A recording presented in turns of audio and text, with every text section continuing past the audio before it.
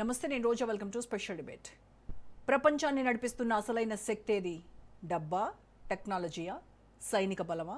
కాదు. ప్రపంచ ఆర్థిక వ్యవస్థ గుండెకాయ ఇంధనం. పెట్రోల్, డీజిల్, గ్యాస్ ఇవి లేకపోతే ప్రపంచ చక్రం ఒక్కరోజు కూడా తిరగదు. కానీ ఇప్పుడు అదే ఇంధనం ప్రపంచాన్ని భయపెడుతోంది. గల్ఫ్లో ఉద్రిక్తతలు పెరిగినా, ఇరాన్, ఇజ్రాయెల్, అమెరికా మధ్య యుద్ధ మేఘాలు కమ్ముకున్నా మొదట వణికేది భారత్ లాంటి దిగుమతులపై ఆధారపడిన దేశాలే.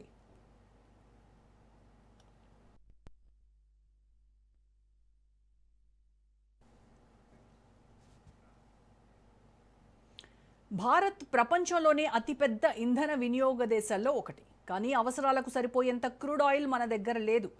మన దేశానికి కావాల్సిన ముడి చమురులో భారీ భాగం విదేశాల నుంచే దిగుమతవుతోంది. గల్ఫ్ దేశాల్లో ఒక్క బాంబు పేలినా మన దేశంలో పెట్రోల్ బంకుల దగ్గర ధరలు మండిపోతాయి. ఎందుకంటే పెట్రోలియం ధర పెరిగితే కేవలం వాహనదారులకే కాదు, రైతు నుంచి రిటైల్ దుకాణం వరకు ప్రతి ఒక్కరిపై భారం పడుతుంది.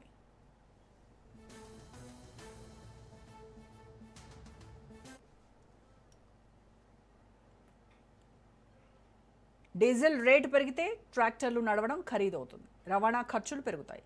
కూరగాయల నుంచి సిమెంట్ వరకు ప్రతి వస్తువు ధర పెరుగుతుంది. పెట్రోల్ వాడని సామాన్యుడు కూడా చివరకు ధరల పెరుగుదల రూపంలో మూల్యం చెల్లించాల్సిందే. అందుకే ఇంధన భద్రత ఇప్పుడు జాతీయ భద్రతతో సమానమైపోయింది.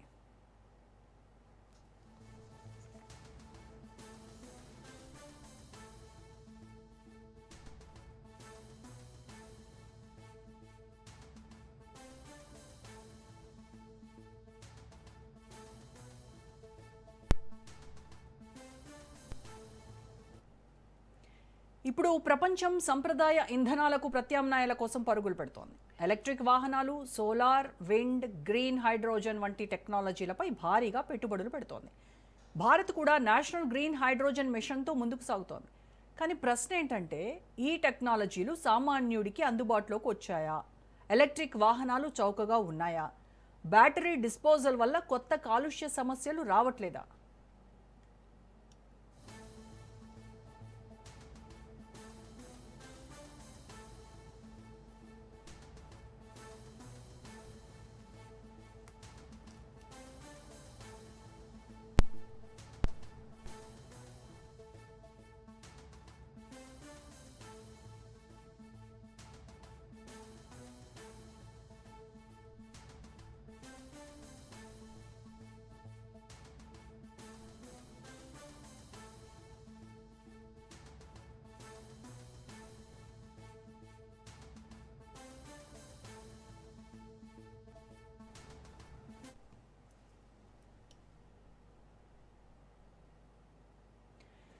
మరోవైపు హైడ్రోజన్ను భవిష్యత్ ఇంధనంగా ప్రపంచం చూస్తోంది. కాలుష్యం తక్కువ, సామర్థ్యం ఎక్కువ.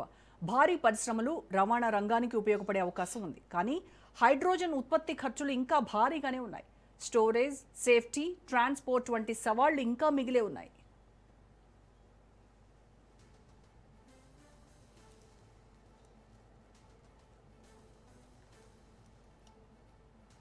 రష్యా నుంచి చౌకగా క్రూడ్ ఆయిల్ దిగుమతి చేసుకుంటున్న భారత్పై అమెరికా పరోక్ష ఒత్తిడి తీసుకొస్తోంది. ప్రపంచ రాజకీయాలు ఇప్పుడు ఆయిల్ చుట్టూనే తిరుగుతున్నాయి. ఎవరికి చమురుంది, ఎవరికి టెక్నాలజీ ఉంది, ఎవరికి మార్కెట్ ఉంది అన్నదే ఆధిపత్యాన్ని నిర్ణయిస్తోంది. అయితే భారత్ పూర్తిగా బలహీన దేశం కాదు. మన దేశంలో భారీ రిఫైనరీ సామర్థ్యం ఉంది. ప్రపంచానికి ఇంధనం ఎగుమతి చేసే స్థాయికి కూడా చేరుకున్నాం. కానీ ముడి చమురు విషయంలో విదేశాలపై ఆధారపడటం మాత్రం ఇంకా పెద్ద సవాల్గానే ఉంది. అందుకే ఇప్పుడు ప్రశ్న ఒక్కటే, పెట్రోల్, డీజిల్, గ్యాస్లకు ప్రత్యామ్నాయం కనుక్కొని ఇంధన స్వావలంబన దిశగా భారత్ పరుగులు పెడుతుందా, లేక ప్రపంచ యుద్ధాలు, గల్ఫ్ సంక్షోభాలకే బందీగా మిగిలిపోతుందా? ఇదే అంశంపై ఇవాళ డిబేట్లో కూడా మనం చర్చిద్దాం. డిబేట్లో పార్టిసిపేట్ చేస్తున్నారు బిజినెస్ అనలిస్ట్ ప్రభు గారు, పొలిటికల్ అనలిస్ట్ శేషు గారు అండ్ బీజేపీ నాయకులు వెంకటరెడ్డి గారు. నమస్కారం అండి ముగ్గురికి. నమస్తే మేడం. ప్రభు గారు, మీతో స్టార్ట్ చేద్దాం. ముడి చమురు ధరలు పెరిగినప్పుడంతా రూపాయి విలువ పతనం కావడం వల్ల మన ఫారెక్స్ రిజర్వ్స్ చాలా వేగంగా కరిగిపోతూ ఉన్నాయి. సో ఇది మన దేశానికి క్రెడిట్ రేటింగ్ని ఏమైనా దెబ్బతీస్తుందా? ఆర్థిక వ్యవస్థ మొత్తం అతలాకుతలం అవ్వడానికి ఇదేమన్నా కారణమవుతుందా? ఏం జరుగుతోంది? ఊహించినట్టుగానే పెట్రో బాంబ్ అయితే సామాన్యులపై పడింది. ఏం చెప్తారు మీరు? ఇదే దీంతో అయిపోయింది కాదు, ఇంకా ఉన్నాయి. నెక్స్ట్ ఇంకొక ఎగ్జాక్ట్లీ. ₹3 2 టైమ్స్ 3 టైమ్స్ ఉంది. ఎందుకంటే 15 to 20 రూపీస్ చేసినప్పుడే బ్యాలెన్స్ అవుతుంది. లేకపోతే పర్ డే కొన్ని కోట్లు నష్టం ఉంది. క్రూడ్ బాగా పెరిగింది కాబట్టి. యాక్చువల్గా మనకి ప్రాబ్లం ఎక్కడొస్తుంది? Strategic petrol reserves, strategic crude reserves లేవు. అవును. 2 months అన్నారు. 2 months ప్రకారం మన దగ్గర అవుతున్న కొద్దీ చాలా ఇబ్బంది పడుతున్నాం. సో ఇప్పుడు మిగతా కంట్రీస్, ఇప్పుడు జపాన్ కానీ చైనా కానీ వాళ్ళు ఎందుకు ఇబ్బంది పడట్లేదు? రిజర్వ్స్ ఉన్నాయి వాళ్ళకి. Yeah. 11 months 12 months 1 year reserves ఉన్నాయి. సో వాళ్ళు అందుకని తొనకట్లేదు, వెనకట్లేదు. మనం ఇది ఎప్పుడైతే క్రూడ్ నుంచి 2030కి ప్యారిస్ కన్వెన్షన్ కార్బన్ ట్యాక్స్ కట్టాలి అనుకున్నప్పుడు, అప్పటి నుంచి మనం ఈ పెట్రోల్ ఫసల్ ఫ్యూయల్ నుంచి బయటకు రావాలనుకున్నప్పుడు మనం అది దగ్గరలో ఏం కనపడలా. మేబీ అది ఎక్స్టెండ్ అయ్యేటట్టు కనపడుతుంది. సో మరి ఎట్లా దీని నుంచి రావాలంటే స్ట్రాటజిక్ రిజర్వ్స్ పెంచుకోవాలి. నెక్స్ట్ టైం మళ్ళీ ఎప్పుడన్నా వచ్చినప్పుడు దీని నుంచి ఇది కావాలన్నా, సో ఆల్టర్నేట్ సొల్యూషన్స్ ఉన్నాయి. ఇథనాల్ ని ప్రొడక్షన్ పెంచాలి, లేదా ఈవీస్ ప్రమోషన్ చేయాలి. ఈవీస్ ప్రమోషన్ చేయాలంటే మీకు ఏమన్నా మరి బండ్లన్నీ కూడా ఎక్కువ ఉన్నప్పుడు ఏమన్నా ఇస్తున్నారా? దానికి ఏమైనా డిస్కౌంట్ ఇస్తున్నారా? అంటే ఒక ప్లాట్ఫామ్ అలవాటు అయిన తర్వాత ఇంకో ప్లాట్ఫామ్ కి రావాలంటే ఎంత సపోర్ట్ చేయాలి గవర్నమెంట్? ఆ సపోర్ట్ చేస్తుందా? అంటే క్రూడ్ చూడండి, 126 is a recent high, 146 is all time high. మనం 126 వచ్చినప్పుడు ఏం మాట్లాడలేదు, 146 వచ్చినప్పుడు ఏం మాట్లాడలేదు. ఇవాళ 105 110 ఈ రేంజ్ లో ఉంది. ఇప్పుడు మనం రిజర్వ్స్ తగ్గిపోతున్నాయి కాబట్టి టెన్షన్ పడుతున్నాం, అది ఎక్స్టెండ్ అవుతుంది అంటే. ఇంకా 1 year ఎక్స్టెండ్ అవుతుంది అనేది న్యూస్ ఏమన్నా గవర్నమెంట్ ఉందా? ఎందుకంటే మనం అంతకు ముందు యుఎస్ కి స్టాండ్ గట్టిగా తీసుకున్నాం, ఫార్మర్స్ ని ఇబ్బంది పడతారని. చిన్న చిన్నగా మెత్తపడుతూ వచ్చేస్తున్నాం. స్లోగా వాళ్ళు చెప్పింది ఏం చెప్పినా మనం వాళ్ళు యాక్సెప్ట్ చేస్తున్నాం. సో అంటే దాని ప్రభావమేనా మోదీ మాటలు కూడా మొన్న వచ్చి అంటే 10 పొదుపు సూచనలు చేసి వెళ్ళారు అంటే చూచాయిగా మనకి చెప్పినట్టుగేనా? 100% అంతే కదా అండి. ఇప్పుడు మనకి ముందు చూపు ప్రస్తుతానికి లేదు. ఒక రకంగా చూస్తే వాళ్ళు వేరే కంట్రీస్ ఉన్నంత ఇది మనకు లేదు. మనం ఆ విధంగా ముందుకు అడుగు వేయాలి ఒకటి. ప్లస్ అదర్ ఆల్టర్నేట్ ప్రమోట్ చేసుకోవాలి, అదొకటి. మన ఇథనాల్ మన ప్రొడక్షన్ అంత లేదు. సో ఇథనాల్ మన గడ్కరీ చెప్పినట్టు ఇథనాల్ ప్రొడక్షన్ ఎక్కువ ప్రమోట్ చేస్తే డెఫినెట్ గా అది కనుక ప్రొడక్షన్ అయితే మంచి ఫ్యూచర్ లో ఇలాంటి ఇష్యూస్ వచ్చినప్పుడు మనం బెంబేలెత్తాల్సిన అవసరం లేదు, భయపడాల్సిన అవసరం లేదు. సో ఈ ఫసల్ ఫ్యూయల్ నుంచి బయటికి రావాలనే ఉద్దేశం ఉన్నప్పుడు చిన్నగా ఈవీస్ కి రావాలి, ఈవీస్ కి ప్రమోషన్ ఇవ్వాలి, వాటికి మంచి డిస్కౌంట్స్ ఇచ్చి ఎక్కువ జనాల్ని కొంచెం ఎంకరేజ్ చేస్తుంటే డెఫినెట్ గా ఒక ప్లాట్ఫామ్ నుంచి ఒక ప్లాట్ఫామ్. అంటే ఇథనాల్ ప్రొడక్షన్ పెంచుకోవాలి అని అంటే ఫుడ్ సెక్యూరిటీ దెబ్బతినేటువంటి ఛాన్స్ లేదంటారా? అంటే మన ఆహార ధాన్యాలను అటు మళ్లించడం అనేది మరి ఫుడ్ సెక్యూరిటీకి దెబ్బ కాదా? అంటే ఫుడ్ సెక్యూరిటీకి మనకు ఇప్పుడు 140 కోట్లకి ఫుడ్ సెక్యూరిటీ చిన్నగా తగ్గుతోంది, అదేం పెరగట్లేదు కదా. సో మనం అంటే పెరిగే విధంగా ఆల్రెడీ ఉన్నది, దాంట్లోంచి ఎక్కువ మంది కూడా దాని నుంచి కూడా టర్న్ అవుతున్నారు. బయటకు వచ్చి మామూలుగా దీనికి వస్తున్నారు, వేరే దానికి వస్తున్నారు. కాబట్టి అక్కడ కొంచెం అంతకు ముందు వేసిన ల్యాండ్స్ లో కానీ వాటిలో కానీ పర్సంటేజ్ ఎక్కడ అంటే మాక్సిమం ఇయర్ ఆన్ ఇయర్ కొంచెం పెంచుకుంటే డెఫినెట్ గా మనకి ఇలాంటి ప్రాబ్లమ్స్ వచ్చినప్పుడు బయటకు రావచ్చు అనేది దాని అనుగుణంగా చెయ్యాలి. సో ఆ స్టెప్స్ పడితే మంచిదేమో అనేది. అంటే వాళ్ళు ఏం చెప్తే చేయాల్సి వస్తుంది. వాళ్ళు ఇప్పుడు ట్రంప్ చైనాకి వెళ్ళారు, అక్కడ మాట్లాడుతూ ఉన్నారు, వాళ్ళ ఇష్యూస్ మాట్లాడుకున్నారు కానీ ఏషియన్ కంట్రీస్ కున్న ప్రాబ్లమ్స్ ఏం మాట్లాడలా, మామూలుగా వచ్చారు. సో ఇప్పుడు ఇబ్బంది పడ్డది ఎవరు అంటే ఇక్కడ లాభపడింది ఎవరు? యుఎస్ఏ. $60 ఉన్నది $120 అమ్ముకుంటున్నారు ఆయిల్. సో అటు చేసి మనం ఆయన ఏదో ట్రంప్ ఏదో మనకేదో అన్ని ఇట్లాంటి చేష్టలు అన్ని చేస్తున్నాడు అనేది అనుకుంటాం కానీ, బట్ లాభపడేది యుఎస్ లాభపడుతుంది ఇక్కడ. ఫస్ట్ నుంచి కూడా వాళ్ళ రూట్ అదే. ఎందుకంటే గిల్లి గజ్జాలు పెట్టి వాళ్ళ ఆయిల్ కానీ ఆర్మ్స్ కానీ అమ్ముకోవాలి. అదే కంటిన్యూ చేస్తారు వాళ్ళు. ఏ ప్రెసిడెంట్ అయినా ఇప్పుడు దాకున్న 45-46 వాళ్ళందరూ ఇదే కంటిన్యూ చేస్తున్నారు. కొంతమంది బయటపడతారు, కొంతమంది బయటపడరు. ఈయన కొంచెం బయటపడినట్టు లెక్క. సో 80% ఎందుకంటే స్టాక్ మార్కెట్ ని కూడా మ్యానిపులేట్ చేస్తున్నాడు ఆయన. ఈ రీసెంట్ గా 8567 ట్రేడ్స్ జరిగినాయి. బిఫోర్ ఆయన చెప్పే న్యూస్ ముందు అక్కడ పొజిషన్స్ జరిగినాయి. ప్లస్ అంటే బై సైడ్ కానీ సెల్ సైడ్ కానీ అది యాక్టివ్ అవుతున్నాయి. అంటే all of A sudden active అవుతున్నాయి. అంతకు ముందు కూడా ఎప్పుడు చేయని అకౌంట్స్ లో మనీ పూలప్ అవుతూ సడన్ గా మనీ పూలప్ అవుతూ ట్రేడ్స్ యాక్టివ్ అవుతున్నాయి. మేబీ ఆయన దిగొచ్చిన తర్వాత బయటికి రావచ్చు. ఇలాంటివన్నీ పవర్ లో ఉన్నప్పుడు బయటికి రాకపోవచ్చు. ఇట్లా మొత్తం స్టాక్ మార్కెట్ కూడా మ్యానిపులేట్ చేస్తారు. ఎందుకంటే $5 trillion అప్ అండ్ డౌన్ అంటే ఇన్వెస్టర్స్ ఎంత ఇదవుతారు. మన మార్కెట్ చూడండి, ఇదివరకు 100 పాయింట్స్ ఉంటే నిఫ్టీ, ఇవాళ 500 points 600 points up and down అవుతుంది. ఇవాళ హై నుంచి నెక్స్ట్ డే లోకి, ఇవాళ లో నుంచి నెక్స్ట్ డే హైకి. అంటే గ్యాప్ డౌన్ అనుకుంటే gap up, gap down, gap up అంటే గ్యాప్ డౌన్. అంటే ట్రేడర్స్ బాగా దెబ్బతింటారు ఇట్లా హ్యూజ్ వాలటాలిటీ ఉన్నప్పుడు. అది ఆయన అక్కడి నుంచి కూడా కొంత పర్సంటేజ్ ఇక్కడ ఇండియాకి కూడా టర్న్ చేస్తారా అనే డౌట్ వస్తుంది. ఇక్కడ కూడా ఇన్వెస్ట్మెంట్ చేసి మ్యానిపులేట్ చేస్తారా? ఇంత మనం ఎప్పుడు చూడలేదు. నిఫ్టీ ఇది ఎన్ఎస్సి రికార్డ్ లో ఇంత మటుకు ఎప్పుడు ఇంత వాలటాలిటీ అనేది లేదు. సో ఎక్కువ మంది దెబ్బతింటారు. అందుకని ఎక్కువ మంది కూడా ట్రేడ్ నుంచి బయటకు వచ్చి పొజిషనల్ కాల్స్ కానీ వాళ్ళ ఇన్వెస్ట్మెంట్స్ వెళ్తే మంచిది. లేకపోతే ప్రభు గారు ఇప్పుడు మనము ఈ క్రూడ్ ఆయిల్ ధరలు చెల్లించాలంటే మనము డాలర్స్ లో చెల్లింపులు చేస్తా ఉన్నాము.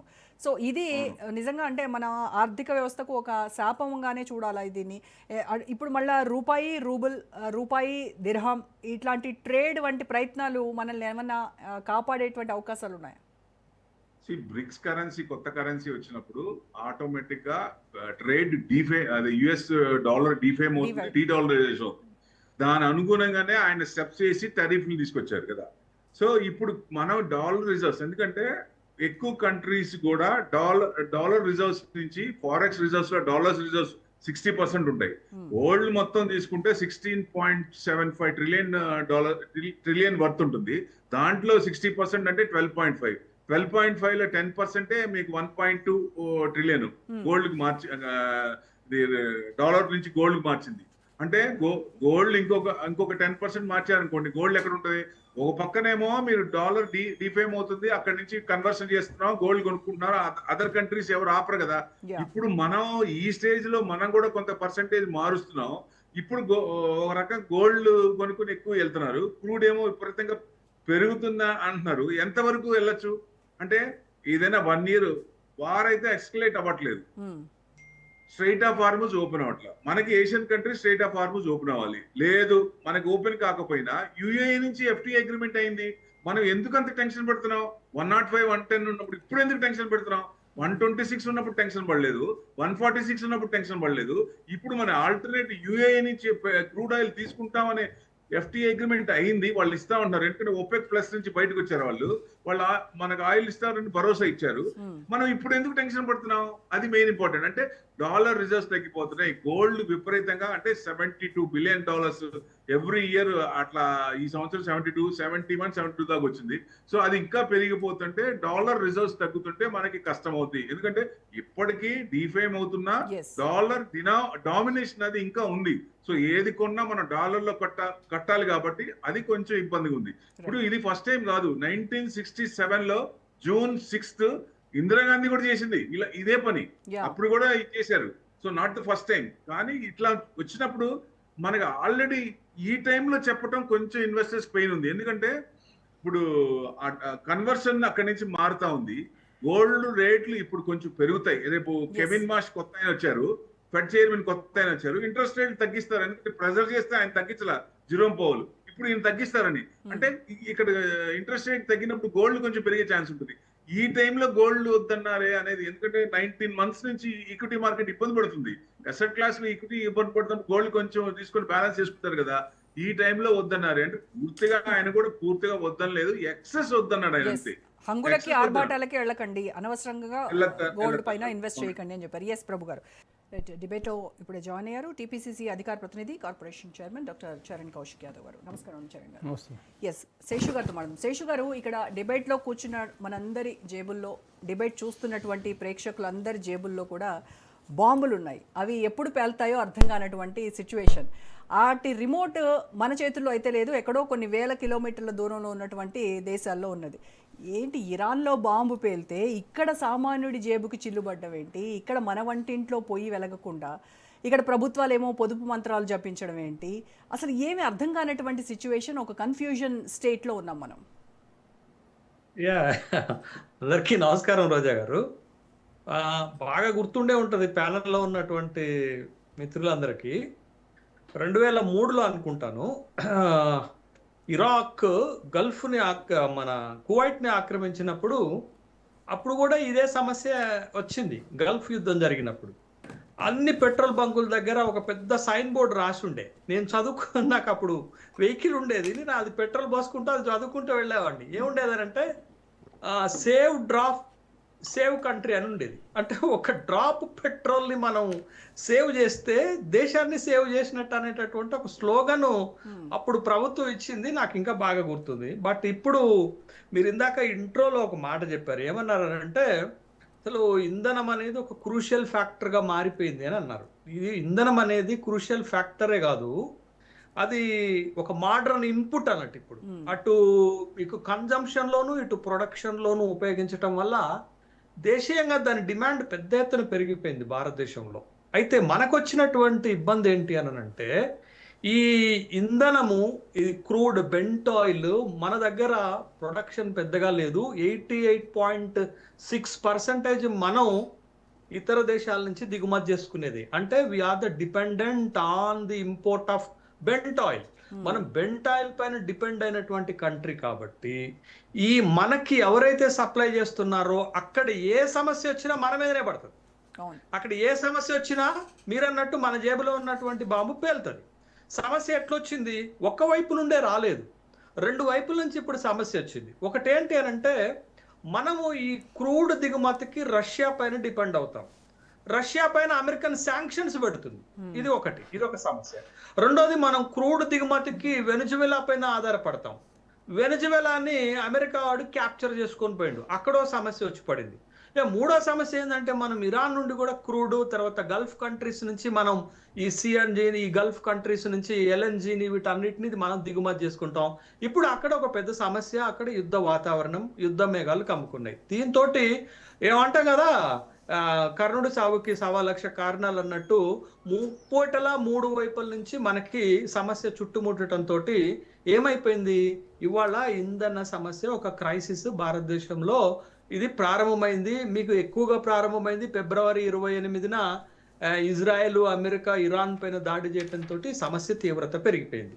అయితే ఇక్కడ గమ్మత్ ఏందనంటే, ఈ గత ప్రభుత్వాలైనా ఇప్పటి ప్రభుత్వాలైనా నేను గమనించింది ఒకటే, ఎప్పుడు దేశంలో ఎన్నికలు జరగాలని నేను కోరుకుంటున్నాను. ఎందుకనంటే ఈ 5 రాష్ట్రాల ఎన్నికలు ఉన్నాయని ప్రభుత్వము పంటి బిగువున ఈ ఇంధనాలకు సంబంధించినటువంటి అన్నిటిపైన ధరలు పెరగకుండా ఆబట్టారు. మీరు చూడండి, ఏప్రిల్ 29వ తారీఖు నాడు బెంగాల్లో 2వ దశ ఎన్నికలు అయిపోగానే ఏప్రిల్ 30 నాడు 993 రూపాయలు కమర్షియల్ గ్యాస్ బండ పైన పెంచారు. ఇక ఇప్పుడు వచ్చేసరికి మనం ముందే ఊహించాము, పెట్రోల్ డీజిల్ పైన 3 రూపాయలకి అదనంగా పెంచారు, సిఎన్జి పైన 2 రూపాయలు అదనంగా పెంచారు. ఒక విధంగా ఏంటి అంటే, ప్రభుత్వం ప్రజలను మరొకసారి దొంగదెబ్బ తీసింది అనేటటువంటి అభిప్రాయం ప్రజల్లో కలిగింది. ఇది వాస్తవం.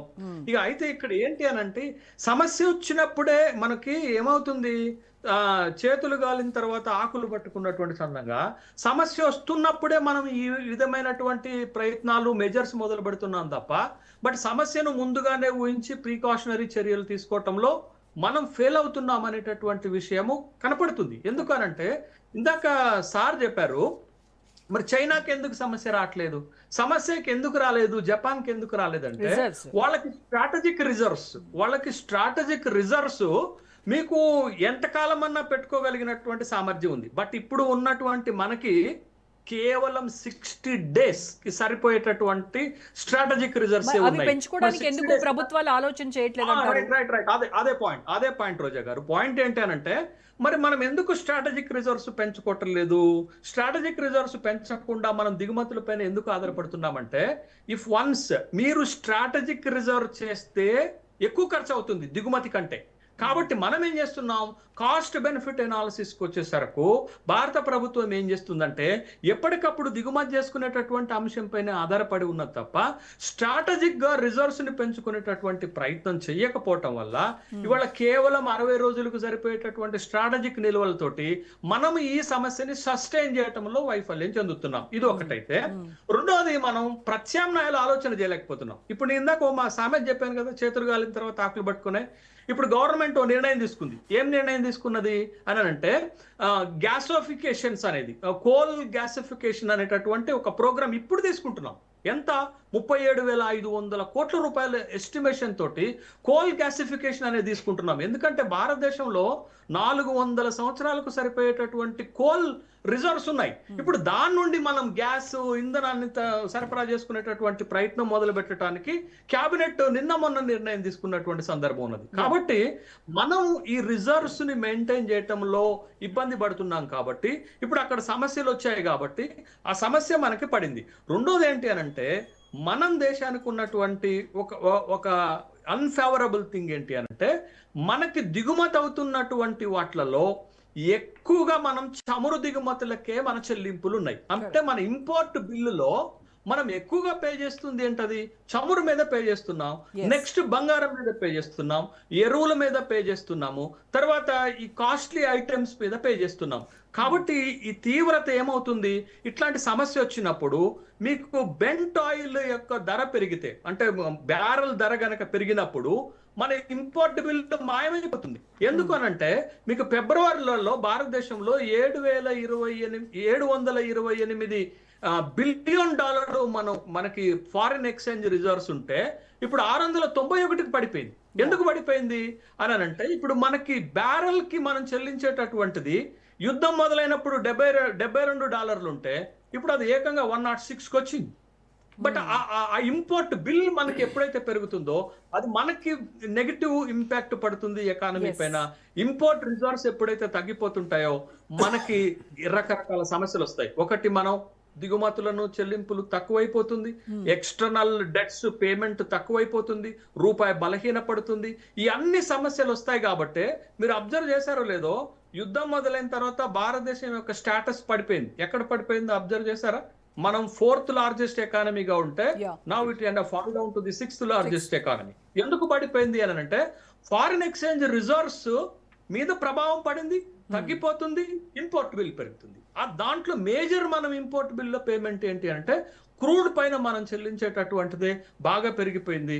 దాంతో ఎకానమీలో అప్స్ అండ్ డౌన్స్ వస్తుంది. ఇవి ముందు జాగ్రత్త చర్యలు చేపట్టలేకపోతున్నాం. ఉదాహరణకు మనకి యుద్ధం ప్రారంభమైన తర్వాత 2 అడ్వాంటేజ్లు వచ్చాయండి. ఒకటి, అడ్వాంటేజ్ 1, ఇరాన్ ఇంకా మనకి చాలా ఔదార్యంగా మన పట్ల ఉన్నది. ఎందుకు తెలుసా? అందరికి హార్ముజ్ క్లోజ్ చేసిన చైనాకి ఇండియాకి హార్ముజ్ ఓపెన్ చేసి పెట్టింది. ఒకవేళ క్లోజ్ చేసి ఉంటే హార్ముజ్ లో ఇన్స్టాల్ అయినటువంటి 28 ఓడలు మనకు రాకుండా ఉంటే పరిస్థితి ఏముండేది? ఇవాళ అందరూ వెహికల్స్ ఇళ్లలో పెట్టుకొని రోడ్ల పైన సైకిల్లో లేకపోతే నడుచుకుంటూ తిరిగేటటువంటి వాళ్ళు. అంటే ఈ సంక్షోభం ఓన్లీ బండ్లు కార్లు దీనికే కాదు కదా. మీరు నడుచుకుంటూ వెళ్ళినా, మీరు సైకిల్ మీద వెళ్ళినా, ఇది సెకండ్ అన్ని లింకింగ్ ఉన్నాయి కదా ధరలు పెరగడానికి, పప్పు నుంచి ఉప్పు వరకు. నేను అనేది ఇమ్మీడియట్ ఎఫెక్ట్ ఉంటుంది. అదే నేనేం చెప్పాను మీకు, ఏప్రిల్ 29వ తారీఖు నాడు ఎలక్షన్ అయిపోతే 29-30వ తారీఖు నాడు బంకుల్లో పెట్రోల్ డీజిల్ దొరకలేదు. ఎందుకు అనంటే మొత్తం బ్లాక్ మార్కెటింగ్ కి వెళ్ళిపోయింది. ఇక ప్రభుత్వం ధర పెంచేస్తుంది అనేటటువంటి ఉద్దేశంతో బ్లాక్ మార్కెట్ చేసినటువంటి సంఘటనలు కూడా మనం చూసాం కదా. అందుకని క్రైసిస్ మనం ముందే ఊహించాం. బట్ ఆ క్రైసిస్ మేనేజ్మెంట్ చేసుకోవటంలో మనం ఎక్కడో వైఫల్యం. రెండోది, మనకు వచ్చిన ఇంకొక ఆఫర్ ఏంటో తెలుసా అండి? ఇరాన్ నుండే కాదు మనకు వచ్చింది, ఈవెన్ అట్ రష్యా నుండి కూడా మనకు ఆఫర్స్ వచ్చాయి. మీకు ఎంత క్రూడ్ కావాలంటే అంత సప్లై చేయడానికి రష్యన్ గవర్నమెంట్ సిద్ధంగా ఉంటే, బట్ మనం అమెరికాని సాటిస్ఫై చేయడానికి లేకపోతే అమెరికాతో ఉన్నటువంటి ట్రేడ్ డీల్స్ విషయంలోనో రష్యా నుండి మనకు కావాల్సినటువంటి దిగుమతి చేసుకోలేకపోయినాం. మన దగ్గర దిగుమతి చేసుకుందాం అన్న స్టోరేజ్ కెపాసిటీ లేదు. ఎట్ ద సేమ్ టైం మనకు ఒక అబ్జర్వేషన్ మనకి ఇక్కడ కనపడుతుంది. ఇప్పుడు ఇరాన్ లో నేవీ బ్లాకేజ్ చేసిన తర్వాత ఇరాన్ లో జరుగుతుంది ఏంటండి, ఇరాన్ లో ప్రొడక్షన్ వస్తుంది, ప్రొడక్షన్ చేసుకునే రిజర్వ్స్ అన్ని కూడా నిండిపోయినాయి. కాబట్టి వాళ్ళు ఏం చేస్తున్నారంటే కర్గ్ ద్వీపంలో నుంచి సముద్రంలోకి వదిలేస్తున్న సంఘటన మనం చూసాం కదా. ఒకవేళ వాళ్ళు ప్రొడక్షన్ ఆపితే మళ్ళీ ప్రొడక్షన్ స్టార్ట్ చేయడానికి ఎక్కువ ఖర్చు అయింది. But the same time India కూడా అంతే, మనం దిగుమతి చేసుకుంటే తక్కువకు వస్తుంది, స్ట్రాటజిక్ రిజర్వ్ చేస్తే అది ఎక్కువ అవుతుంది. కాబట్టి ఇండియా స్ట్రాటజిక్ రిజర్వ్ చేసుకోవడానికి ఇప్పుడు ఆ సమస్య వచ్చింది. కాబట్టి ఇప్పుడు మనం ఏం చేస్తున్నాం అంటే కోల్ ద్వారా మనం ఇంధనాన్ని ప్రొడ్యూస్ చేసుకునేటటువంటి ఒక మిషన్ ని ప్రారంభించబోతున్నాం. మరి ఇది ఎప్పటికి రావాలా? సమస్య ఇప్పుడు వస్తే మనం ఇప్పుడు నిర్ణయం తీసుకుంటే ఈ సమస్యకు పరిష్కారం ఎప్పుడు దొరుకుతుంది? ఇది ఓవర్ నైట్ లోనో షార్ట్ టర్మ్ లో పరిష్కారం అయ్యేటటువంటి సమస్యలు కావనేటటువంటి విషయాన్ని గమనించాలా. Right. బట్ చరణ్ గారు, దీంట్లో yes, yes, శేషు గారు, మళ్ళీ గవర్నమెంట్ మాట్లాడతాను మీతో. ప్రికాషన్స్ తీసుకోవటంలో ఫెయిల్ అయిందనిపిస్తుంది. ఎస్. సో చరణ్ గారు, కేంద్ర ప్రభుత్వము కొన్ని పొదుపు సూత్రాలు చెప్పింది. 10 పొదుపు సూత్రాలు మెయిన్గా, దాంట్లో బంగారం కొనొద్దు అని, తర్వాత చమురు ఆయిల్ తక్కువగా వాడండి, ఇది మనం వంట ఆయిల్ కాకుండా బండ్లకి కార్లకి ఫ్యూయల్ కూడా మీరు తక్కువగా వాడండి అని చెప్తా వస్తుంది. అయితే ఇది పాటిస్తే దేశభక్తిని చాటుకున్నట్టే. ఈవెన్ ప్రతిపక్షం ఏదైతే దీన్ని కూడా విమర్శ చేస్తూ దీన్ని కూడా రాజకీయంగా వాడుకుంటుందో అవన్నీ పక్కన పెట్టి, మీ ఎజెండాలు పక్కన పెట్టి దేశం కోసం ధర్మం కోసం అన్నట్టుగా సూచిస్తూ ఉంది కేంద్ర ప్రభుత్వం. మీరు దీనికి అంగీకారమా, లేకపోతే దీంట్లో మీకు ఏమైనా అబ్జెక్షన్స్ ఉన్నాయా మేడం, పాటించడానికి? మొదటి నుంచి కాంగ్రెస్ పార్టీ చెప్తా ఉంది. ఏంటి ఏం చెప్తా ఉన్నాం మేము? 4 రాష్ట్రాల ఎలక్షన్ అయిపోయిన తర్వాత పెంచుతారని, ఖచ్చితంగా పెంచుతారని చెప్పేసి మీరు చెప్పారు. 30 రూపాయలు అన్నారు కానీ 3 రూపాయలుగా పెరిగింది. 3 రూపాయలు 30 పైసలు మే 15 నుంచి. మీరు ముందు అన్నారు కదా, అదే ఇంకా పెరుగుతుంది, మీరు చూడండి, పెరుగుతుంది చూడండి, ఇంకా పెరగబోతుంది. పెరిగింది కదా, ఎంత పెరిగినా పెరిగినాయి. 4 సంవత్సరాల తర్వాత 3 రూపాయలు పెంచారు. 3 రూపాయలు 30 పైసలు మే 15 నుంచి అది అమల్లోకి వచ్చింది. ఇక్కడ చాలా స్పష్టంగా రకరకాల మార్గాలు ఉన్నాయి. 6 మార్గాల ద్వారా మనం పెట్రోల్ డీజిల్ ప్లేస్లలో వేరే వాటిని ఉపయోగించవచ్చు. దానిలో భాగంగా చాలా విద్యుత్ శక్తి మీద ఈవీఎస్ వెహికల్ కావచ్చు, తర్వాత ఇథనాల్ మిశ్రమం ద్వారా కావచ్చు, బయోడీజిల్ కావచ్చు, హైడ్రోజన్ ఫ్యూయల్ సెల్స్ కావచ్చు, లిక్విఫైడ్ కావచ్చు, పెట్రోలియం కావచ్చు, ఇక్కడ రకరకాల మార్గాలు ఉన్నాయి. మనకు ఉక్రెయిన్ రష్యా వారు ఇవాళ ప్రారంభమైంది కాదు. యూరియా సంబంధించి యూరియా కొరత వస్తుందని చెప్తా ఉన్నారు. ఇది దాదాపు 2 సంవత్సరాలు అయిపోయింది యుద్ధం ప్రారంభమై. మనం ప్రత్యామ్నాయ మార్గాలు ఏమైనా అన్వేషించినప్పుడు ఇప్పటికి ఎలాంటి ప్రత్యామ్నాయ మార్గాలు అన్వేషించలేదు. ఇప్పుడు రష్యా కావచ్చు, తర్వాత ఇజ్రాయెల్ వారు కావచ్చు, అసలు ఇంటెలిజెన్స్ వ్యవస్థ ఉందే ఏ దేశానికి యుద్ధం వస్తుంది, ఆ యుద్ధం వస్తే మనం ఏ దేశం మీద ఆధారపడి ఉన్నప్పుడు మనం ప్రత్యామ్నాయ మార్గాలు ఏమైనా అన్వేషించుకోగలుగుతామా అని చెప్పేసి అసలు ఆలోచన లేదు. ఆ ఆలోచన లేదు. విదేశాంగ మంత్రి జయశంకర్ గారు కావచ్చు, అదేవిధంగా ఎన్ఎస్ఏ సలహాదారు అజిత్ దోవల్ కావచ్చు, మరి వాళ్ళు ఏం చేస్తారో తెలియని పరిస్థితి. ప్రధానమంత్రి గారు అన్ని సమస్యలకు పరిష్కారం, ప్రధానమంత్రి నరేంద్ర మోడీ గారు కూడా ఏం కాదు భారతదేశంగా చెప్పారు. మరి ఇప్పుడు నరేంద్ర మోడీ గారే ఉన్నారు, రేట్లు పెరుగుతూ ఉన్నాయి, విదేశీ ప్రయాణాలు రద్దు అంటారు, కాన్వాయిలు రద్దు సగమే అంటారు. కాన్వాయిలతో వచ్చే ఏమవుతుంది? కాన్వాయ్ వెహికల్ ఇవి కాదు కదా. ఇప్పుడు కాన్వాయ్ వెహికల్లో ఉండే 10 వెహికల్ 5 వెహికల్ చేసుకుంటే భారతదేశానికి వచ్చే లాభం ఏంది? విదేశీ పర్యటన రద్దు చేసుకుంటే వచ్చే లాభం ఏంది? ప్రత్యామ్నాయ మార్గాలు మీరు అన్వేషించకపోవడం. ప్రత్యామ్నాయ మార్గాలు మరి దశాబ్దాల పాటు దేశాన్ని పాలించినటువంటి కాంగ్రెస్ పార్టీ హయాంలో మీరెందుకు ప్రత్యామ్నాయం అంటే ఇవాళ ఇదేదో కొత్తగా వచ్చింది కాదు. ఈ చమురు సమస్య కావచ్చు, ఇంకోటి కావచ్చు, ఈ సంక్షోభం అనేది మీ హయాంలో కూడా చూసారు కదా. మేడం, కాంగ్రెస్తో పోటీ పెట్టుకుంటే మనం చర్చ చేయడానికి సిద్ధంగా ఉన్నాం. ఈ దేశంలో ఈరోజు బడి కానీ స్కూలో బడో లేకపోతే యూనివర్సిటీ హాస్పిటలా ఏది చేసినా ఈ దేశంలో కేంద్ర ప్రభుత్వ రంగ సంస్థలు ఏది చేసినా కాంగ్రెస్ ప్రభుత్వమే చేసింది. భారతీయ జనతా పార్టీ అధికారంలోకి వచ్చిన ప్రభుత్వ రంగ సంస్థలను అమ్ముడు, అదానికి అంబానికి అడ్డగట్టే ప్రయత్నం, లేకపోతే కొత్త ప్రభుత్వ రంగ సంస్థలు ఒకటి స్థాపించకపోవడం. ఎంతసేపు వాళ్ళు రాజకీయం చేయాలా? ఎస్ఐఆర్ పేరు మీద రాజకీయం చేయాలా? ఇన్కమ్ ట్యాక్స్, సిబిఐ, ఈడీ ద్వారా దేశంలో అధికారం ఒకటే తప్ప. మరి అదే కదా ప్రత్యామ్నాయం. మేము ఏం చెప్పినాం? కాంగ్రెస్ ఇవాళ కాదు, స్ట్రాటజిక్ రిజర్వ్స్ అనేవి ఇవాళ కాదు కదా మేడం, ఇవాళ కాదు. మీ హయాంలో మీరు అటువైపు ఆలోచన ఏమైనా ఆ రోజు పరిస్థితులు వేరు కదండి. 1970 పరిస్థితులు వేరు, ఈ రోజు 2026లో ఉన్నాం మనం. అవును, అంటే 50 సంవత్సరాల తర్వాత ఇప్పుడు మనం ఇవ్వాలి కదా. ఇంకోటి, నరేంద్ర మోడీ గారు ఏం చెప్పారు? మన్మోహన్ సింగ్ గారు ప్రధానమంత్రి బంగ్లాదేశ్తో పోల్చిండు, రూపాయి ఎట్లా పతనం అవుతుంది, పాకిస్తాన్లో ఎట్టుంది, ఇండియాలో ఎట్టుంది. మరి ఇవాళ రూపాయి పరిస్థితి ఏంది? అదే కాకుండా ఇవాళ ఇండియాలో రిజర్వ్స్ ఎన్ని ఉన్నాయి? విదేశాంగ మారక నిల్వలు ప్రస్తుతం $697 బిలియన్ ఉన్నాయి. అంటే 58,20,00,000 కోట్లు ఉన్నాయి. అదేవిధంగా ఇప్పుడు ఏదైతే ఆల్ టైమ్ గరిష్ట రికార్డ్ అని చెప్పి పెద్ద ఎత్తున ప్రచారం చేసుకుని 2026 ఫిబ్రవరి మాసంలో $726.49 బిలియన్ అనేది పెద్ద ఎత్తున ప్రచారం చేసుకున్నారు. ఇవాళకి వస్తాక అది 697 అయింది. అదేవిధంగా ప్రత్యామ్నాయ మార్గాలు అన్వేషించలేదు. ఒక ఆంచి డీజిల్ పెట్రోల్ రేటు పెంచారు. 4 ఎలక్షన్లు అయిపోయినాయి, డీజిల్ పెట్రోల్ రేటు పెరుగుతాయని చెప్పినా పెరిగింది. ప్రత్యేక పార్లమెంట్ సమావేశాలు పెట్టండి, ఆల్ పార్టీ మీటింగ్ పెట్టండి కాంగ్రెస్ పార్టీ కోరితే ఇప్పుడు ప్రత్యేక సమావేశాలు పెట్టలేదు. విదేశాంగ విధానంలో నరేంద్ర మోడీ గారి ప్రభుత్వం ఫెయిల్ అయిందని చెప్పి మొదటి కాంగ్రెస్ పార్టీ చెప్తే నిజమవుతా ఉంది. అదే కాకుండా అదేవిధంగా అంతర్జాతీయ స్థాయిలో మన ఇంటెలిజెన్స్ వ్యవస్థ ఫెయిల్ అయింది కాబట్టి దేశాల మధ్య ఏ దేశం మధ్య యుద్ధం జరుగుతుంది, ఆ దేశం మధ్య యుద్ధం జరిగినప్పుడు ఏ విధంగా భారతదేశం క్రైసిస్ ఎదుర్కొంటుంది, అవన్నీ పసిగట్టే ప్రయత్నంలో నరేంద్ర మోడీ గారి ప్రభుత్వం విదేశాంగ విధానం అస్సలు ఫ్లాప్ అయిందని చాలా స్పష్టంగా కనపడతా ఉంది. ఇది మేము ఒక్కరే చెప్పింది కాదు. వారు భారతీయ జనతా పార్టీలో గతంలో రాజ్యసభ సభ్యులుగా పనిచేసిన అదేవిధంగా సుబ్రహ్మణ్య స్వామి లాంటి వారు కూడా చెప్తా ఉన్నారు. దేశంలో చాలామంది మేధావులు చెప్తా ఉంటే మేధావులందరూ కూడా దేశద్రోహులను లేకపోతే అర్బన్ నక్సలైట్లను ముద్రేసే ప్రయత్నం భారతీయ జనతా పార్టీ చేస్తుంది. ఇప్పుడు దేశం మొత్తం పెద్ద ఎత్తున క్రైసిస్ ఎదుర్కొన్న ఆనాడు కరోనా పరిస్థితి వేరు, ఈరోజు పరిస్థితి వేరు. ఈరోజు మొత్తం దేశంలో ఉన్నటువంటి ప్రజలంతా కూడా మనం భారతదేశంలో రకరకాల ప్రత్యామ్నాయ మార్గాలు ఉన్నాయి. అదే కాకుండా 6 రకాల రూపంలో మనం పెట్రోల్ గ్యాస్ సమస్యను మనం పరిష్కరించుకోవచ్చు. కాబట్టి ఇథనాల్ ద్వారా కావచ్చు, గ్యాస్ ద్వారా కావచ్చు, లేకపోతే ఈ ఎలక్ట్రికల్ వెహికల్ ద్వారా కావచ్చు, రకరకాల మార్గాలు ఆ దిశగా ఆలోచించలేదు. అదే కాకుండా ఆ మధ్యకాలంలో ట్రంప్ దోస్తు ఎలన్ మాస్క్ గారు అదేవిధంగా మేక్ ఇన్ ఇండియా అంటారు, మేడ్ ఇండియా అంటారు. మన ఇండియాలో ప్రొడక్షన్ స్టార్ట్ చేయని చెప్పారు. స్టార్ట్ చేయని చెప్తే ఆయన స్టార్ట్ చేయలేదు. 110% ట్యాక్స్ చేస్తున్నారు. తర్వాత ట్రంప్ గారు కలిసిన తర్వాత వారి ట్యాక్స్ కుదించారు. చైనాలో ప్రొడక్షన్ చేసుకోవచ్చు, ఇండియాలో అమ్ముకోవచ్చు అని చెప్పారు. వాళ్ళు ఎందుకు వచ్చారు? మహీంద్రా వారు కావచ్చు, టాటా వాళ్ళ పర్సంటేజ్ అంటే ఈవీ వెహికల్ సేల్స్ పెరుగుతున్నాయి కాబట్టి వాళ్ళు ఇక్కడికి వచ్చారు. మరి ఆ దిశగానే పూర్తి స్థాయిలో అడుగులు వేసినా అది కూడా లేదు. కార్పొరేట్ ఆఫీసులు ప్రారంభించారు, కలకత్తాలో, ఢిల్లీలో, బాంబేలో ప్రారంభించారు. మరి ఇప్పుడు ఎంతవరకు వచ్చిందో తెలియని పరిస్థితి. కాబట్టి ప్రత్యామ్నాయ మార్గాలు అన్వేషించే ప్రయత్నంలో వాడటం వల్ల కూడా అది కూడా బ్యాటరీస్ లో లిథియం వాడాలి. ఆ లిథియం మళ్ళీ చైనాకి మళ్ళీ బానిసత్వం చేయాలా అని కొంతమంది మాట్లాడారు. మేడం ఇప్పుడు నరేంద్ర మోడీ గారు వారు పెన్నుకు ఆయన వేలు పెడితే వారు వేసుకునే ప్రతి డ్రెస్ కూడా దిగుమతి చేసుకునే డ్రెస్సులు వేసుకుంటారు. మేము చెప్పింది కాదు, సుబ్రహ్మణ్య స్వామి గారు చెప్పింది. వారు భారతీయ జనతా పార్టీలో గతంలో రాయసభ మొత్తం అంటే మీరు మాత్రం విదేశీ చేసుకోవచ్చు, తర్వాత విదేశాల నుంచి ఏదైనా భారతదేశం మరి అదే కదా మీరు చెప్పేది. ఆ దిశగా అడుగులు ఎక్కడ పడ్డాయి? ఆ దాని పేరు మీద ఓట్లు వేయించుకునే మాత్రం ఆత్మనిర్భర భారత్ కావచ్చు, రాముడు కావచ్చు, హిందువులు కావచ్చు, పాకిస్తాన్ భూచోజులు కావచ్చు, చైనా కావచ్చు, సింధూరాపు ఏదైనా కూడా ఈ మధ్యకాలంలో ఎస్ఐఆర్ కూడా వాళ్ళు ఎలక్షన్ కోసం వాడుకొని ఏ విధంగా ముందుకు పోతారో మనం చూసినాం. కాబట్టి ప్రత్యామ్నాయ మార్గాలు అన్వేషించే ప్రయత్నంలో భారతీయ జనతా పార్టీ నరేంద్ర మోడీ ఘోరంగా విఫలమైండు. ట్రంప్ ఒకనాడు భారతదేశంతో ఉన్నట్టు సంబంధాలు దేశాల మాత్రమే సంబంధం ఉండేది. వ్యక్తిగతంగా భారతదేశం ఎప్పుడు కూడా ట్రంప్ లాంటి వ్యక్తిని గుజరాత్ తీసుకొచ్చి రెండోసారి వారు గెలిపేయడని చెప్పేసి ప్రచారం చేసిన సందర్భాలు లేవు. షేక్ హసీనా గారు చూసినా కదా, చుట్టూ అఖండ భారత్ అని చెప్తున్న భారతీయ జనతా పార్టీ చుట్టూ దేశాలన్నీ కూడా మనకి ఇలా శత్రు దేశాలే.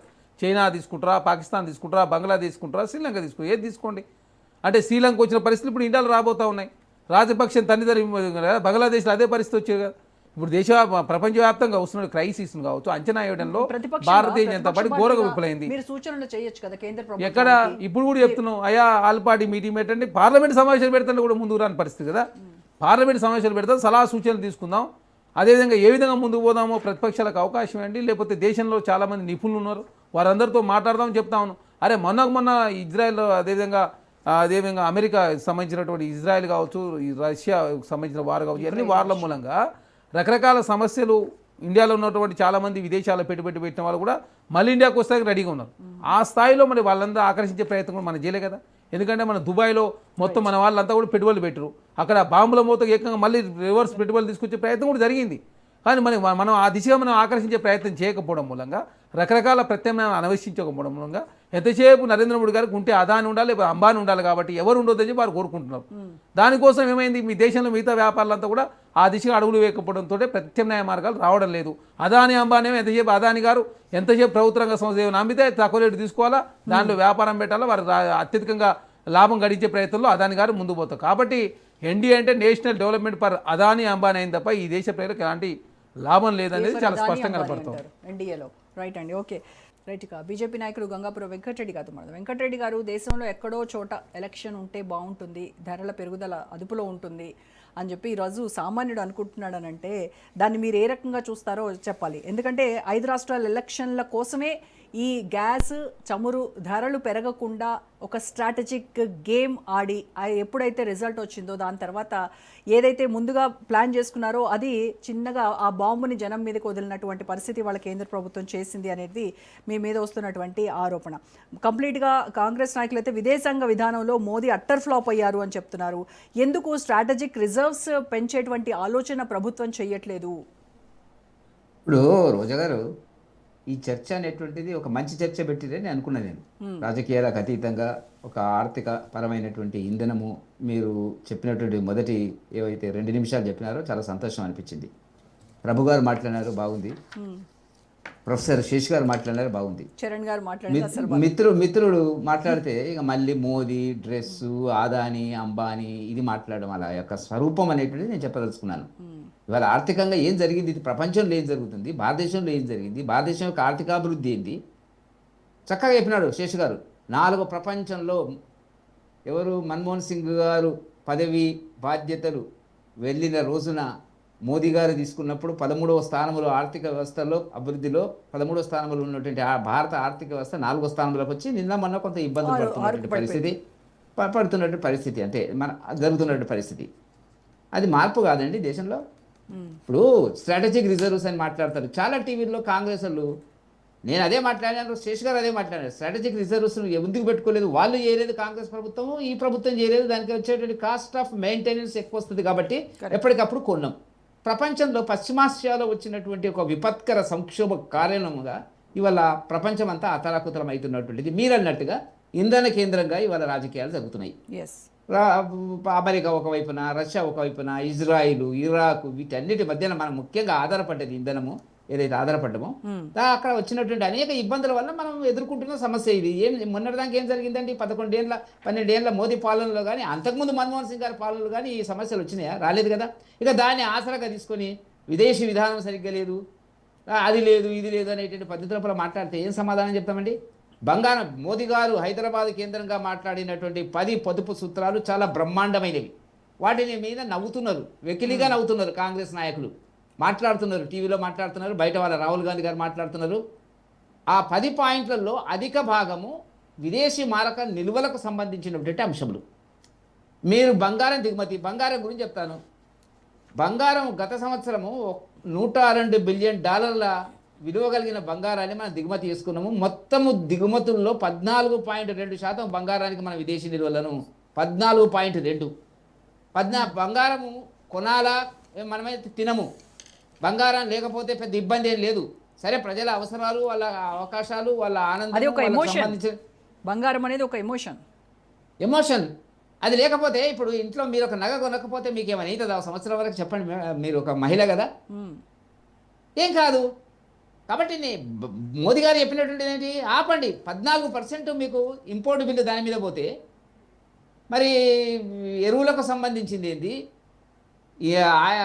క్రూడ్ ఆయిల్కి సంబంధించినటువంటిది ఏంటి, ఎంత పర్సెంటేజ్, వీటి గురించి చక్కగా చెప్పి వీటిని పాటించండి, సహకరించండి ఒక సంవత్సరం వరకు అనేటువంటి మాట చెప్తే అది నవ్వులాటగా తీసుకొని విమర్శలు చేయడము. మేమైతే మీకు విదేశీ విధానం లేదు, ప్రపంచంలో ఇలా విదేశీ విధానం మీద యాక్సెప్ట్ అయినటువంటి కొంతవరకు ఇందిరాగాంధీ గారు, ఆ తర్వాత ఆ లెవెల్లో ప్రపంచవ్యాప్తంగా కూడా రిలేషన్స్, ఇంటర్నేషనల్ రిలేషన్స్, కీర్తి ప్రతిష్టలు ఉన్నటువంటి వ్యక్తి, ఇమేజ్ ఉన్నటువంటి వ్యక్తి మోదీ గారు. మీరు గమనించండి. Right, okay. వెంకటరెడ్డి గారు ఒక క్వశ్చన్ అడుగుతాను. ఇన్ కేస్ 3వ ప్రపంచ యుద్ధం కనుక వస్తే అది ఏదో సైనికుల మధ్యనో లేకపోతే సెక్యూరిటీ ఫోర్సెస్ మధ్యనో రాదు, ఖచ్చితంగా అది ఆయిల్ బావుల చుట్టూనే జరుగుతుంది ఈ యుద్ధం అనేది.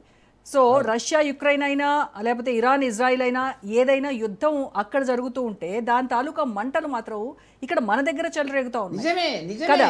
ఎస్, మరి భారత్ ప్రపంచ గురువు, ఇప్పుడు భారత్ ప్రపంచ గురువు కావాలంటున్నారు కదా. మరి అలాంటప్పుడు మీ దగ్గర ఉన్నటువంటి ప్లాన్ బి ఏంటి అని అడుగుతున్నాను. ప్లాన్ బి అనేటువంటిది కొంత ఆలస్యం అయినప్పుడు కూడా 3 రోజుల కింద కేబినెట్ మీటింగ్ లో శేష్ గారు చెప్పినట్టుగా బొగ్గు గ్యాసిఫికేషన్కు 37,500 కోట్లు ఇన్సెంటివ్స్ ఇవ్వడానికి ప్రభుత్వాలు ప్రయత్నం చేస్తున్నటువంటిది. ఈ యుద్ధం అనేటువంటిది ఈ రకంగా వస్తుందని ఎవరైనా ఊహిస్తారా? ముందే కనుక్కోవాలి, ఇంటెలిజెన్స్ కనుక్కొని యుద్ధం వస్తుంది అనేటువంటి పద్ధతుల ఏంటది అర్థం లేనటువంటిది, ఎన్నడూ లేనటువంటిది. వాళ్ళు పాలించినారు కదా, రాలేదు కదా సమస్యలు. కొంత వస్తే వచ్చి ఉండొచ్చు. ఇప్పుడు 11 ఏళ్ల నుంచి రానటువంటి సమస్యలు ఇవాళ ప్రపంచంలో ఈ జియో పాలిటిక్స్లో, యుద్ధ వాతావరణం లోపల ప్రపంచ దేశాలు అనుసరిస్తున్నటువంటి విధానాలను మనం చాలా జాగ్రత్తగా అంచనా వేయకపోతే ఇప్పుడు జరుగుతున్నది. ఈ యుద్ధం ఎండ్ అవుతుందా అంటే ఎండ్ కాదు. ఇంధనం ఎప్పటికీ సమస్యగానే ఉంటుంది. ఏం చేద్దాం అనేటువంటి ఆలోచనలో ఉన్నది. ప్రజల సహకారాన్ని మోదీ గారు హైదరాబాద్ సభగా కోరడం జరిగింది. దాంట్లో తప్పే ఉన్నదండి. రెండవది, ఆయిల్ కంపెనీలకు ₹3 4 సంవత్సరాల తర్వాత లీటర్కు ₹3.30 చరణ్ గారు అన్నట్టుగానే పెరిగింది. 2 సార్లు తగ్గించినప్పుడు, వాటి మీద సుంకం తగ్గించినప్పుడు కేసీఆర్ గారు తగ్గించలే, రాష్ట్రాలకు సలహా చేసినారు మీరు తగ్గించండి, చేయలే. మొన్న రేవంత్ రెడ్డి గారు కూడా చేయలేదు. 2 సార్లు తగ్గించినప్పుడు నా లెక్కలో, రఫ్గా నా లెక్కలో, ఇఫ్ ఐఎమ్ నాట్ రాంగ్, ₹15-16 తగ్గుతుంది. కానీ బీజేపీ పాలిత ప్రాంత రాష్ట్రాల లోపల అది ఆ మార్పు తీసుకొచ్చినారు. మేము ఎందుకు తగ్గిస్తాము, మాకు ఆదాయాలు వస్తున్నాయి కదా. ఇది ప్రభుత్వాలు, బీఆర్ఎస్ ప్రభుత్వము, కాంగ్రెస్ ప్రభుత్వం అనుసరించేటువంటిది. నేనేమంటున్నా అంటే 3 కంపెనీలు, ఒకటి Indian oil company, Bharat petroleum, Hindustan petroleum. నా లెక్కలో మీరు సెర్చ్ చేయండి, మీరు ఆర్టిఫిషియల్ ఇంటెలిజెన్స్ టచ్ చేస్తే మీకు చెప్తుంది. సంవత్సరానికి ₹1,00,000 కోట్ల ఒక క్వార్టర్లో, సంవత్సరం కూడా ఒక క్వార్టర్ ₹1,00,000 కోట్ల నష్టాన్ని 3 కంపెనీలు వస్తున్నటువంటి పరిస్థితి కనపడుతున్నటువంటి. ప్రభు గారు చెప్పినట్టుగా కరెక్ట్ ఫిగరు, రోజుకు 1000 నుంచి 1200 కోట్ల నష్టం అనేటువంటిది జరుగుతుంది ఆయిల్ మీద అనేటువంటిది.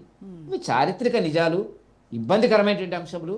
ఈ పరిస్థితి లోపల దేశాన్ని ఎట్లా ముందుకు తీసుకుపోవాలనే ఒక ప్రయత్నం కింద మోదీ గారు చేస్తున్నటువంటి ప్రయత్నాలు ఏవైతే ఉన్నాయో బ్రహ్మాండంగా ఇవాళ మనకు వెంకటరెడ్డి గారు, ఇంకొక విషయం ఏంటంటే అంతర్జాతీయంగా ఈ ధరలు పెరిగినప్పుడు ప్రభుత్వానికి, చమురు కంపెనీలకు ఒక విండ్ఫాల్ ప్రాఫిట్స్ చూస్తారు వీళ్ళంతా. కానీ ఆ లాభాల్లో కొంత భాగాన్ని నేరుగా వినియోగదారుడికి సబ్సిడీ రూపంలో ఎందుకు ఇవ్వరు?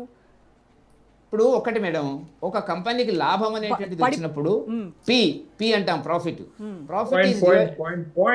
Point yes sir, yes point Venkatareddy గారు, ఒక పాయింట్. ఇప్పుడు మనకి గ్యాస్ మీద మనం సబ్సిడీ ఇస్తున్నాము, బట్ ఈ సంక్షోభాన్ని అడ్డం పెట్టుకొని ప్రభుత్వం ఏం చేసింది అని అంటే 10 లక్షల రూపాయల వార్షిక ఆదాయం కంటే ఎక్కువ ఉన్నటువంటి వాళ్ళకి సబ్సిడీ ఇయ్యము అనేటటువంటి చెప్పారు. మోడీ గారు ప్రధానమంత్రి అయినటువంటి మొదటి రోజుల్లో ఒక స్కీమ్ తీసుకొచ్చారు. ఏంటి అని అంటే ఈ గ్యాస్ సబ్సిడీని ధనవంతులు స్వచ్ఛందంగా వదులుకోవాలి అని అంటే పేపర్ల ప్రకటనకి చాలా మంది ప్రకటనలు ఇచ్చేసి ఎవడు వదులుకున్నటువంటి సంఘటన మనం చూసాం. తర్వాత ఈ కేబినెట్ సమావేశం అయిన తర్వాత ఒక ప్రకటన వచ్చింది. ఏమొచ్చింది అని అంటే పొదుపు మంత్రాన్ని పాటించటం అంటే సబ్సిడీలను తర్వాత వెల్ఫేర్ ప్రోగ్రాంలను తీసివేయటం కాదు, వృధా ఖర్చులను తగ్గించుకోవటం అనేది మా భావన అని చెప్పారు. ఒక పక్కేమో ఇలా చెప్తున్నారు, ఇంకొక పక్కేమో మీకు గ్యాస్ పైన ఇచ్చేటటువంటి సబ్సిడీ నాకు 47 రూపాయలు వస్తుంది, దాన్ని కూడా ఎత్తేస్తామని చెప్తున్నారు. ఒకప్పుడు నాకు పెద్ద ఎత్తున సబ్సిడీ వచ్చేది గ్యాస్ పైన, 14 కేజీల గ్యాస్ బండ పైన. ఇప్పుడు అది ఏమీ రావట్లేదు కదా, ఆ వస్తున్న చిన్నపాటి సబ్సిడీని కూడా ఎత్తివేస్తామని చెప్తున్నారు. కాబట్టి ప్రభుత్వాలు ఏం చేస్తున్నాయంటే బయటకు ఒకటి చెప్తూ వాళ్ళు చేయాల్సినటువంటి పనులు వాళ్ళు చేస్తూ పబ్లిక్ పైన, ప్రజల పైన భారం మోపే. అదే ప్రజలు కూడా అడిగేది ఏంటంటే ఈ క్రూడ్ ఆయిల్ ధరలు పడిపోయినప్పుడు మరి ఎందుకు ఇక్కడ తగ్గించరు? అదే ఇప్పుడు అదే సార్ కూడా ఇందాక అదే అన్నారు, పెరిగినప్పుడేమో పెంచుతున్నారు, బట్ మీకు తగ్గినప్పుడు చౌకగా వచ్చినప్పుడు ఎందుకు ఆ బెనిఫిట్ వినియోగదారులు ఇవ్వకుండా చమురు కంపెనీలకు ఇస్తున్నారు? ఇప్పుడు ఏమంటున్నారు, చమురు కంపెనీలు రోజుకి 1700 కోట్ల రూపాయలు నష్టపోతున్నాయి కాబట్టి మేము ఆల్టర్నేటివ్ లేదు కాబట్టి మేము 3 రూపాయల దాకా పెంచుతున్నాము అనేటటువంటి ప్రకటన చేస్తున్నారు. ఇదే బెంట్ ఆయిల్ మీకు 68 రూపాయలకి 72 రూపాయలకి దొరికినప్పుడు కూడా ఇదే ధర ఉంది కదా, అప్పుడు ఎందుకు వినియోగదారులకు బెనిఫిట్ ఇవ్వలేదు? పోనీయండి. మీరు మార్చిలో ఏం చేశారు, కేంద్ర ప్రభుత్వము 10% మీకు సేల్స్ ట్యాక్స్ ను వదులుకున్నారు. అప్పుడు వదులుకోవటం వల్ల వినియోగదారులకు లాభం జరగలే, మళ్ళీ చమురు కంపెనీలకే లాభం జరిగింది. అంటే మీరు ఏదైనా కానీ ప్రజలకు లాభం చేయకుండా చమురు కంపెనీలకు లేకపోతే ఏదైనా భారం పడుతున్నప్పుడు ప్రజలపైకి ట్రాన్స్ఫర్ చేసేటటువంటి సిస్టాలు ప్రభుత్వాలు అవలంబిస్తున్నాయి. కాబట్టి ప్రభుత్వాలు మమ్మల్ని చీట్ చేస్తున్నాయి, మోసం చేస్తున్నాయి అనేటటువంటి అభిప్రాయాన్ని కలిగి ఉన్నారు అంతే. ఇప్పుడు ఒకటి రోజా గారు, ఇప్పుడు శేషి గారు అన్నట్టుగా 1 లీటర్ పెట్రోల్ మీద 14 రూపాయలు, డీజిల్ మీద 42 రూపాయలు, ఎల్పిజి సిలిండర్ మీద 674 రూపాయలు నష్టం వస్తున్నటువంటి దాన్ని మనం దృష్టిలో పెట్టుకోవాల్సిన సమస్య ఉంది. ఒకటి, ఇప్పుడు ప్రభుత్వాలు వేరు, వ్యక్తులు వేరు, సమాజం వేరు అనేటువంటి కోణంలో ఆలోచిస్తే దీనికి సొల్యూషన్ దొరకదండి. చాలా కాలంగా ఆయిల్ కంపెనీస్ వాటి రిజర్వ్స్ తగ్గిపోయినాయి. పి అనేటువంటిది ట్యాక్స్ కింద పోవచ్చు, ప్రాఫిట్ అనేటువంటిది రిజర్వ్స్ కింద పోవచ్చు, డివిడెండ్ కింద పోవచ్చు, రకరకాల బోనస్ల కింద పోవచ్చు. ఒక పి అనేటువంటిది ఆర్థిక వ్యవస్థలో కంపెనీల్లో ఇన్ని రకాలుగా ఉంటుంది. ఏదైనా ఒక ఆదాయం అనేటువంటిది కంపెనీకి వచ్చినప్పుడు ప్రభుత్వానికి వచ్చినప్పుడు ప్రజలకు వచ్చినట్టు. ప్రభుత్వం అనేటువంటిది వేరే, మోదీ గారు ఒకటి వేరే వ్యక్తి అంతా తినేస్తున్నాడు అనే పద్ధతి లోపల అర్థశాస్త్రం అనేటువంటిది చెప్తుందని చెప్పి నేను అనుకోవడం లేదు. ఎందుకంటే శేష్ గారు ఆర్థిక శాస్త్రం ప్రొఫెసర్ కాబట్టి నేను అంతకంటే ఎక్కువ పోలేను. కాబట్టి ఇవాళ జరుగుతున్న పరిస్థితి ఏంది, కంపెనీల యొక్క నష్టాలని తగ్గించుకునేటువంటి ఒక ప్రయత్నం లోపల పెంచడం అనేటువంటిది తప్పనిసరి పరిస్థితి జరిగింది తప్ప మీరు అన్ని తగ్గించండి అంటే ఎక్కడికి వస్తుంది? గవర్నమెంట్ దివాలా తీస్తుంది. శ్రీలంక అయినట్టయితుంది, ఇంకో దేశం అయినట్టయితుంది. తప్పదు. కొన్ని పరిస్థితుల లోపల కఠిన నిర్ణయాలు తప్పవు. కఠిన నిర్ణయాలు లేకపోతే ఏం జరుగుతుందో మనకు సమాజంలో తెలుసు. మన ఇంట్లో కుటుంబ సభ్యులు, మన పిల్లలు ఏం చేస్తున్నారనే నిర్ణయాలు లేకపోతే మనం ఇవాళ ట్రోల్ అవుతున్నటువంటి సమాచారం ఏదైతే ఉందో, ఇష్యూస్ ఏవైతుందో మనం గమనించవలసిన అవసరం ఉంది. కాబట్టి ప్రభుత్వం అనేటువంటిది, ఇప్పుడు నేనున్నానండి, నాకు 1,50,000 పెన్షన్ వస్తుంది, నాకు ప్రభుత్వం నుంచి ఏ సబ్సిడీ లేదు, సంవత్సరానికి 1,50,000 ఇన్కమ్ ట్యాక్స్ కడతా, నేను కొనేటువంటి వస్తువుల మీద జిఎస్టీ చేస్తా, నేను అఫోర్డబుల్ పే చేసే పరిస్థితిలో ఉన్నాను కాబట్టి ఈ డబ్బంతా ఎవరికి ఉపయోగపడుతుందండి? బడుగు వర్గాలకి, సమాజంలో ఉండేటువంటి ఉచిత పథకాల కింద ప్రభుత్వానికి ఉపయోగపడుతున్నటువంటి ఇంకొక మాట ప్రశ్న వాస్తవం. ఏంటంటే వెంకటరెడ్డి గారు, ఇంకో ప్రశ్న ఏంటంటే భారత్లో కూడా మనకి చమురు నిల్వలు ఉన్నాయి కదా, లైక్ కేజీ బేసిన్, ఇక్కడ మనం రాజస్థాన్లో ఇవన్నీ ఉత్పత్తి చేసుకుంటూనే ఉన్నాం కదా, వాటిని ఎందుకు ఉత్పత్తి సామర్థ్యాన్ని ఇంకా ఎందుకు పెంచట్లేదు? జరుగుతున్నాయి సమస్యలు, ఒకటి లేదని అనడం లేదు. ఇప్పుడు దానికి వస్తే ఏమంటారంటే అంబానీకి ఇచ్చినారు, ఆదానికి ఇచ్చినారు అనేటువంటి పద్ధతి లోపల నేనేమంటున్నా, అంబానీ ఆదాని కాదు, రేవంత్ రెడ్డి గారు దావోస్ వెళ్ళి 2 సార్లు 3 సార్లు దావోస్కి వెళ్ళి విదేశీ కంపెనీలను, విదేశీ పెట్టుబడిదారులను ఆకర్షించే పద్ధతి లోపల తెస్తున్నాడు. అంటే ఏమనాలంటే దానికి, అంటే పారిశ్రామిక అభివృద్ధిలో ఆదాని పాత్ర ఉంటుంది, అంబానీ పాత్ర ఉంటుంది, టాటాస్ ఉంటుంది, బిర్లాస్ ఉంటుంది, అమెరికన్ కంపెనీస్ ఉంటుంది, రష్యన్ కంపెనీస్ ఉంటుంది.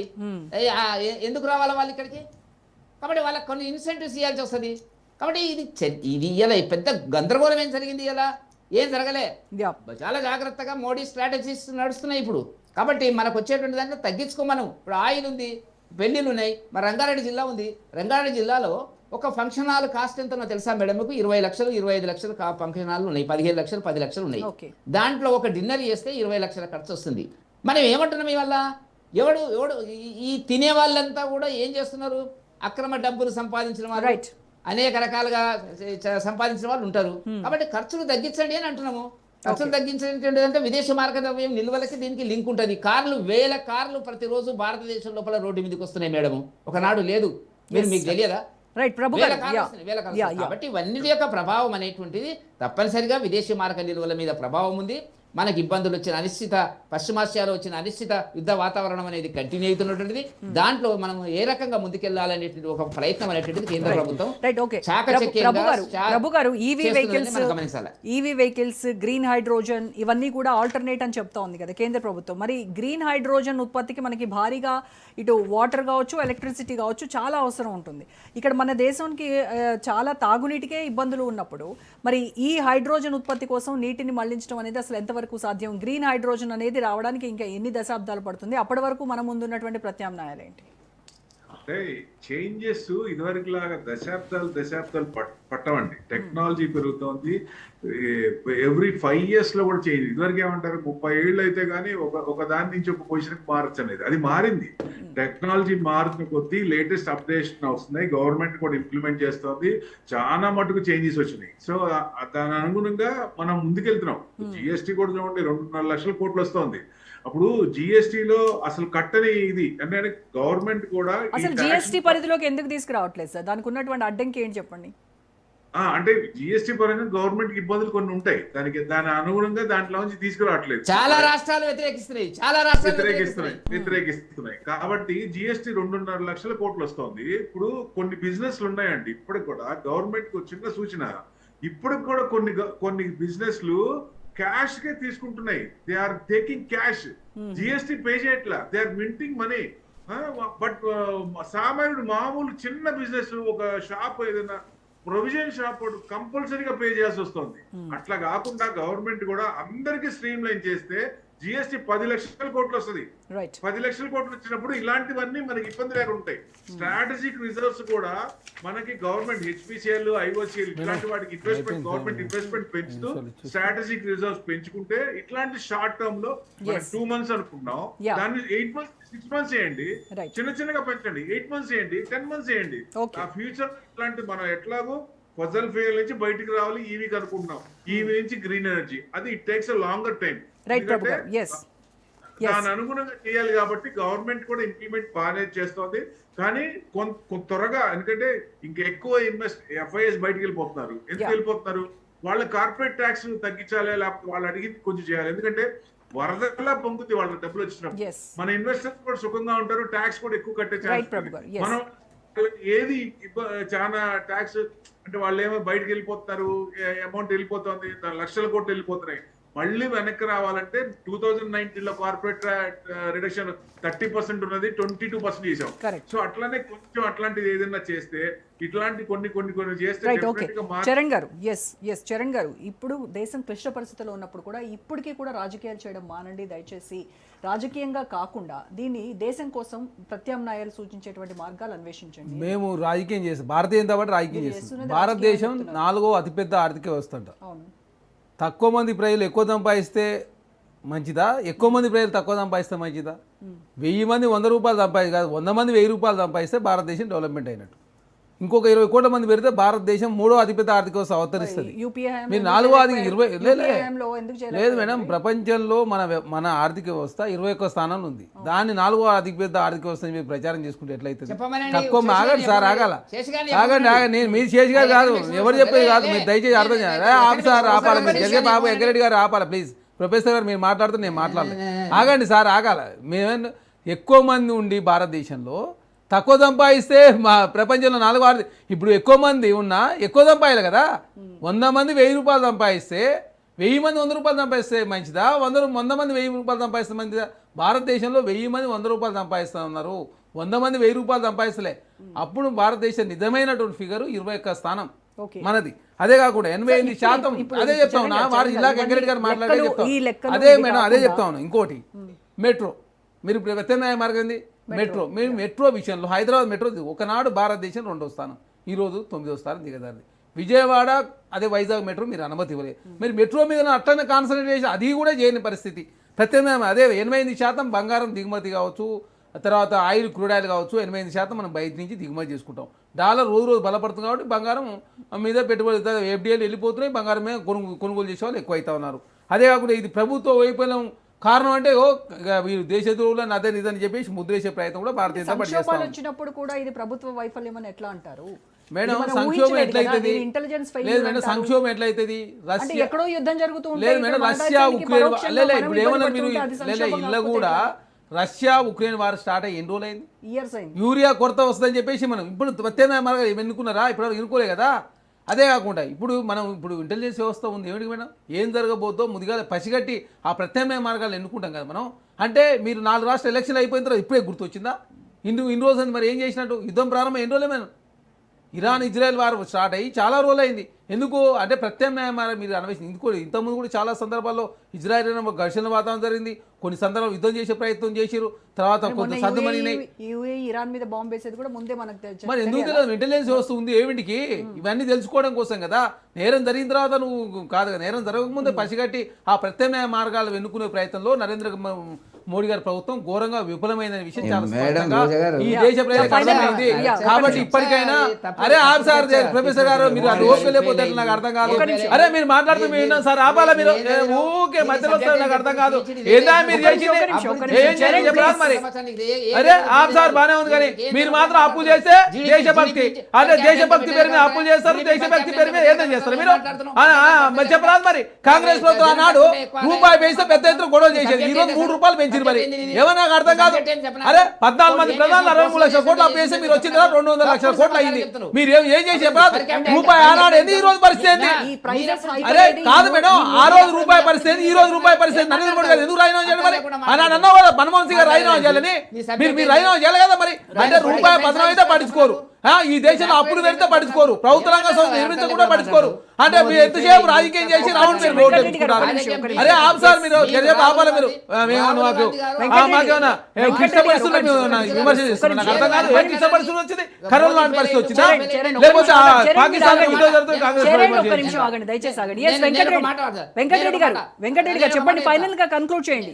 నేనేమంటానంటే జీడిపి పర్ క్యాపిటల్ ఇన్కమ్ ఎట్లా లెక్క పెడతారు? లెక్కేదంతా మరి ఏం లెక్కేస్తావు? మీకు నిపుణులు పిలుస్తుందా? మీరు ప్రొఫెసరే కదా మరి, మీరు ప్రొఫెసర్ కదా, మీరు మనం లెక్కేదంతా మరి లెక్కేదంతా. తక్కువ మంది ఎక్కువ సంపాదిస్తే మంచిదా, ఎక్కువ మంది తక్కువ సంపాదిస్తే మంచిదా?